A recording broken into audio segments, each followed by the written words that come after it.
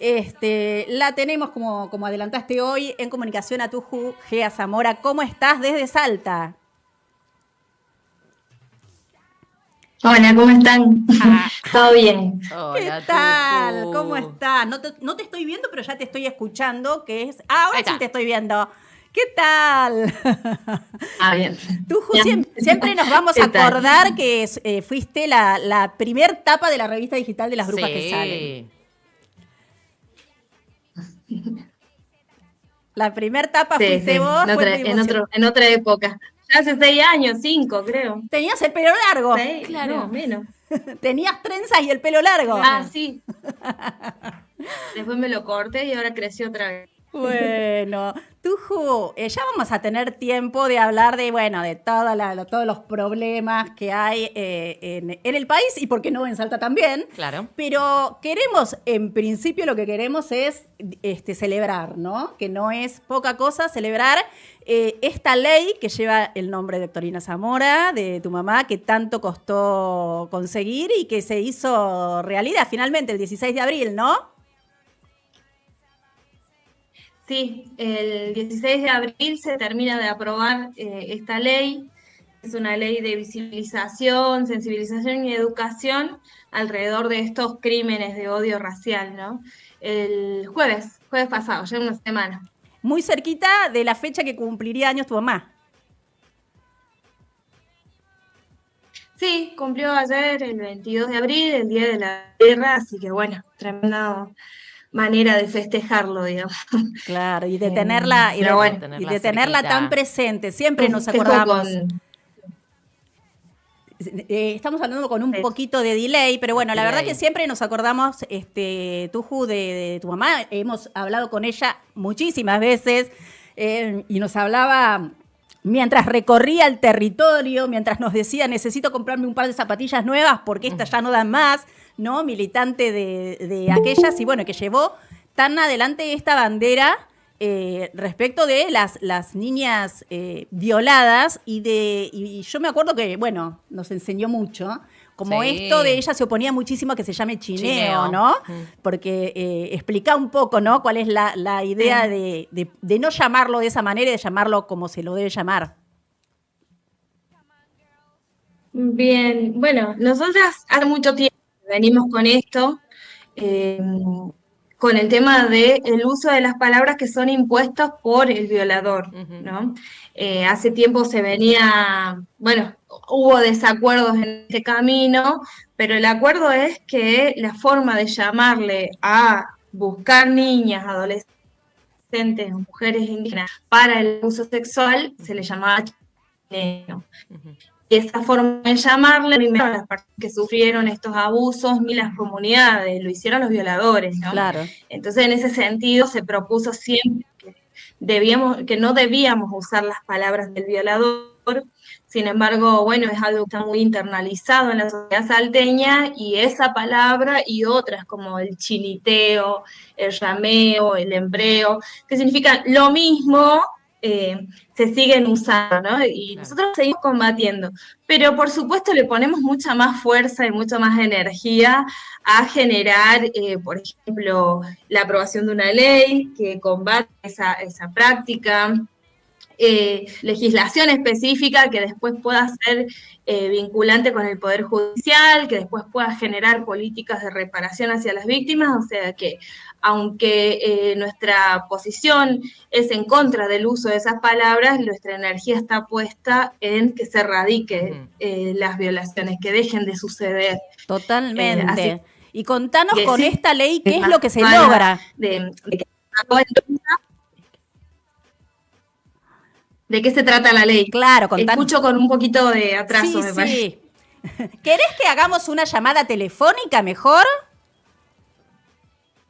A ver si mejora la Una llamada por comunicación. WhatsApp sería, creo que muy Dale, bien. escúchame. Sí. Dale. Cortamos y hacemos una llamada por WhatsApp y vamos a mejorar, porque la verdad que Tuju tiene mucho que decir, no solo sobre esta ley que es importantísima. Muchos todavía no saben de esto que ocurre desde la colonia y precisamente por eso lo llamaban chineo, Claro. ¿no? Porque los Los españoles mismos criollos. llamaban a las poblaciones indígenas chinas y entonces, bueno, chineo era violar A en niñas. grupo y no voy a decir en banda, porque Sí. en grupo a niñas indígenas, y se hacía como una práctica Sí, total, sí, sí, habitual, sí. Como ir a tomar algo, ir a Totalmente algo que, bueno, a ver, naturalizado. ¿qué podemos hacer? Eh, y esto la verdad que hay muchísima gente que realmente no lo sabe, pero que ocurrió en la colonia y sigue ocurriendo, Sigue ocurriendo. En la actualidad. Esto lo hablábamos con Octorino, ¿te acordás Sí. cuando hablamos del caso de Juana? Ahí está conectada de nuevo, Hola, a ver. Tuju, a ver si ahora nos podemos escuchar mejor. Sí, sí, mucho mejor. Bien, Ahí estamos. Tuju, lamentamos no verte porque es hermoso, pero la verdad que, bueno, tenemos Ahora mucho de ponemos qué alguna hablar. foto. Contanos entonces bien la ley, además de visibilizar y de poner Y el nombre que erradicar, corresponde, claro. ¿qué alcances tiene? Y realmente es una ley que tiene más o menos las características de la ley Micaela, en el sentido de que es para capacitar y hablar de la problemática en diferentes niveles del Estado, en las instituciones y en la comunidad en general para educar, digamos, para poder visibilizar que esto existe aún. Y algo que tiene para mí lo histórico, ¿no? Un poco es reconocer que esto existe, pero también es un reconocimiento del Estado salteño de que no ha hecho lo suficiente Claro. para que estas cosas dejen de suceder, pero también hay una admisión de que existe una sociedad racista. Sí. Y eso es algo histórico. Es algo de lo que no se habla con frecuencia, pero que es un hito histórico en la provincia. Vamos, se había hecho en algún momento, entiendo que en el 86, de hecho, un par de meses antes que yo naciera, fue la primera ley indigenista de acá de la provincia, que fue hecha por un senador, el primer senador de allá del departamento de Rivadavia, que era un maestro rural, que cuya asesora fue Octorina, y sacaron la primera ley indigenista, ¿no? Donde de alguna manera la provincia adscribía a lo que se proponía desde la Declaración Internacional de los Derechos de los Pueblos Indígenas de la ONU y de diferentes convenios internacionales, ¿no? Pero tampoco se hablaba de racismo explícito, o sea, se hablaba del racismo y otras cosas, pero más que nada hablaba de reconocimiento, ¿no? Claro. Claro. Después se hizo otra ley de desarrollo indígena, se habló de de lo que era en su momento, creo que nosotros nos contactamos más o menos en ese contexto que era la ley de salud indígena, Claro. pero algo pero tan específico como hablar de crímenes de odio racial no existía acá en la Claro, provincia. Entonces, en ese sentido es más que histórica. Y después, lo otro que tiene es que, bueno, la propuesta de generar un protocolo de actuación que sea de alguna manera vinculante con las instituciones que tienen que intervenir cuando hay estas situaciones, porque lamentablemente ese tipo de intervenciones no está protocolizada y se trata de manejar con protocolos con protocolos generales acerca del abuso sexual. Sabemos que no funcionan las intervenciones en casos de abusos sexuales en general, mucho menos en situaciones tan particulares como estas, donde hay mucho abandono de los equipos y del Estado, lamentablemente del Poder Judicial, incluso con voluntad, porque no existe, digamos, una estructura que realmente pueda atender estas situaciones.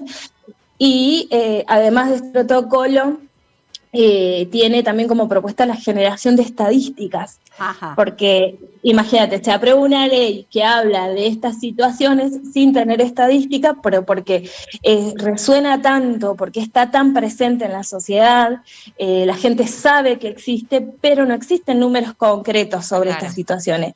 Porque la mayor parte de los casos no se denuncian, o no se reciben las denuncias, hay una percepción de que no va a haber acceso a la justicia, entonces no se denuncian. Pero cuando uno va a una comunidad, cuando uno recorre diferentes comunidades, en el departamento de Rivadavia, en el departamento de San Martín, que son los de mi inserción, digamos, donde yo soy, en cada familia tenemos historias de situaciones como esta, ¿no? Entonces la idea es también esto, recoger toda esa experiencia y poder plasmarla en números y por supuesto demostrar que todo lo que nosotros hemos venido hablando durante todos estos años no es no es una mentira, ¿no? Claro. Que es algo real, que existe, y tener algo concreto en números, que también permite generar política pública, ¿no? Totalmente, claro, después le Es das algo uso. importante, Sí. más específica, que es a lo que nosotros aspiramos, que bueno, más allá de que esta ley sea una ley de educación, concientización, visibilización,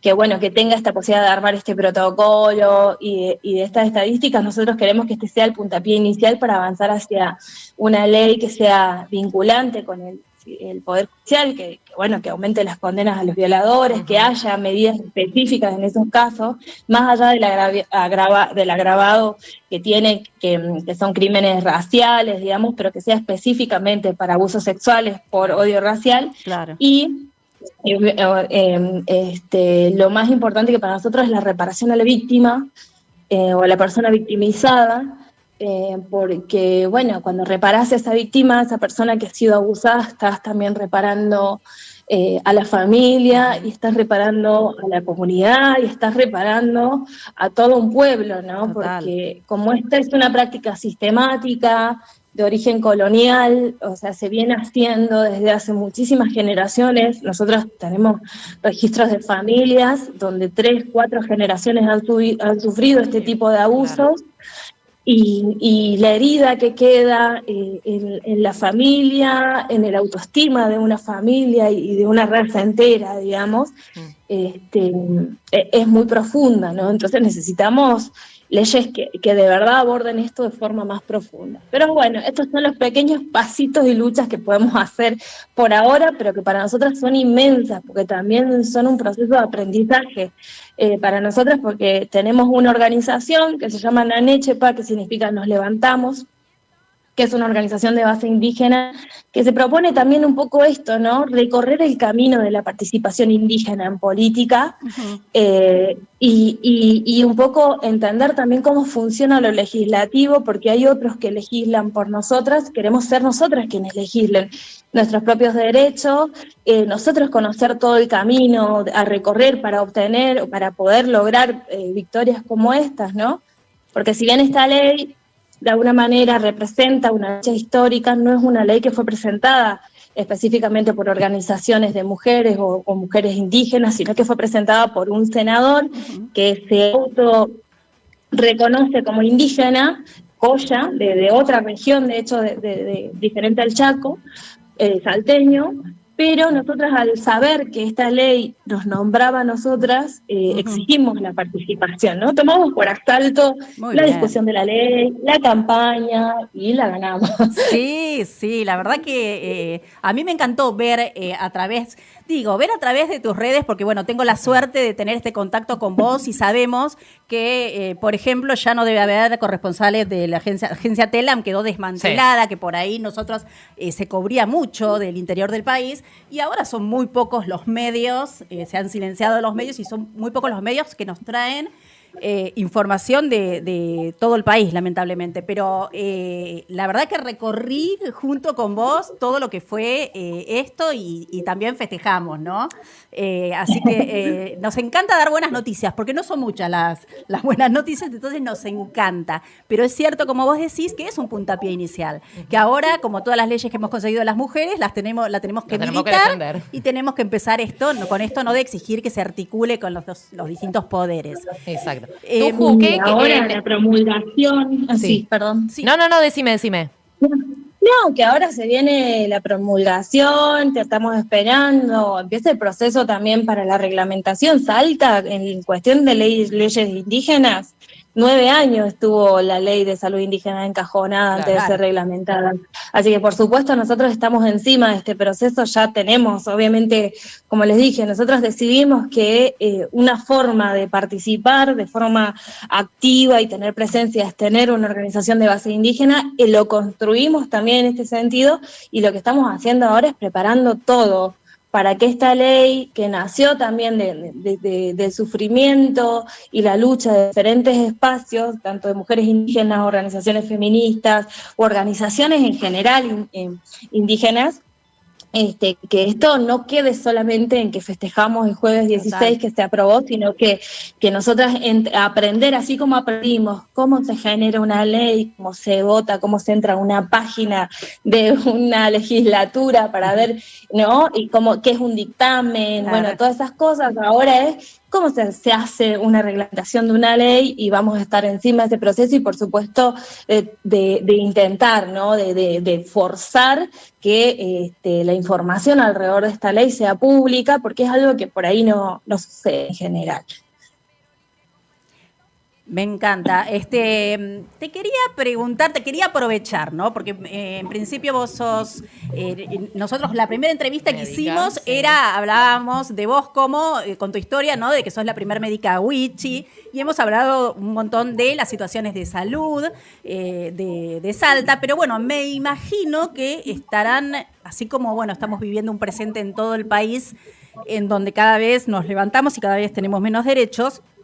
Sé que específicamente para las poblaciones indígenas, a raíz de que Milei desconoce los convenios internacionales y las leyes entre otras cosas que reconocen los derechos indígenas, ¿no? También derogó la ley 26.160, ¿no? La que se prorrogaba cada 4 años y que tenía que ver con relevar los territorios indígenas en todo el país para, bueno, con el fin de que esa fuera propiedad comunitaria. ¿Cómo están viviendo todo esto, que seguramente es un retroceso también allá, ¿no?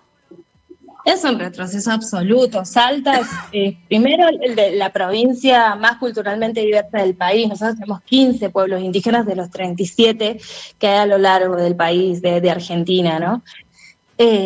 La verdad es que hay muchos terratenientes envalentonados en nuestro territorio, específicamente el Chaco salteño, muchísimos casos de gente que apareció con papeles fantasmas de compra. Lamentablemente también en el camino, por el nivel de pobreza extrema y marginalidad, hay gente que cede a veces a alquilar pedacitos de su territorio, pero bueno, son situaciones en las que esta gente que tiene mucha plata y mucho poder y además armas, se aprovecha, ¿no? De gente muy pobre que no está pudiendo ni comer. Pero también acá hay algo súper importante a tener en cuenta, más allá de las situaciones particulares que son muy graves, donde hay persecución, donde la infantería está al servicio también de los terratenientes locales, porque bueno, Salta es un gran feudo además, sí. Pero nosotros estamos en camino a una gran crisis socioambiental. Porque a partir de la derogación de la ley 26.160 y modificaciones de la ley de tierras y otras cosas, y la modificación de la ley de glaciares y otras, ¿no? Bueno, el RIGI, digo, un conjunto de normas que han sido modificadas. Todo mal. Sí, pero no tan mal, Gaby. Nosotros creo que en esto que a vos, de que te gusta dar, de que les gusta dar buenas noticias, de que a todos nos gustan las buenas noticias, genera organización, genera discusión, genera debate, todo esto, y conciencia, ¿no? Y organización para el futuro, ¿no? Poder imaginarnos un futuro horroroso o un futuro en el que nosotros intervenimos y logramos detener algunos procesos y generar otros cambios, ¿no? Sí. En fin, con todo este proceso que les decía de modificaciones de leyes, porque es lo que definitivamente ha hecho, derogación y modificación de leyes, estamos en puertas de una gran crisis social. Nosotros ya la vivimos hace muchísimos años, la venimos viviendo y estamos sufriendo la peor de las consecuencias de las crisis socioambientales, que es la pobreza extrema, ¿no? La falta de acceso a alimentos, el desplazamiento, ¿cómo se dice? Territorial, el desplazamiento no. O sea, las migraciones internas, sí. Pero entonces, bueno, digo, nosotros tenemos el desmonte habilitado, por ejemplo, con la modificación de ley de bosques, entonces ahora tenemos metidos, por ejemplo, en embarcación, una empresa que supuestamente está haciendo exploración, no lo tenemos tan en claro, pero estamos investigando, pero están explorando para buscar petróleo y otras cosas en un territorio que fue defendido hace 15 años y se detuvo el desmonte, porque es lo último que queda de selva de yungas ahí, y entonces la comunidad que vive ahí no está pudiendo ejercer una defensa más tan firme porque en su momento, por la ley 26.160, nadie los podía mover de ahí. Ahora pueden tienen ese poder, esa posibilidad de mover a toda una comunidad que vive en un territorio protegido para desmontarlo e instalar ahí si es que encuentran algo, y si no, van a meter ganadería o van a terminar de convertir esa región en una finca. Y después, la más grande de todas, la más grande de los conflictos, que es la construcción del corredor bioceánico de Capricornio, digo, ya ayer salieron las noticias que nos van a construir ya mismo un puente, un corredor para 2 vías de camión, y no sé si van a hacer también la de trenes ya, que pasa bueno, por pero encima de comunidades discúlpame, indígenas. Tuju, hoy o ayer no estuvo el embajador de Estados Unidos ahí reuniéndose con el gobernador Lamelas. Sí, hace precisamente 3 días, más o menos. precisamente Pero por toda esta cuestión, ¿no? Sí, y bueno, está interviniendo el gobierno de Paraguay va a pagar 100% la construcción de este puente, por ejemplo. Pero digo, más allá de eso, digamos, todo este conjunto de leyes estas situaciones, fueron preparadas también, ¿no?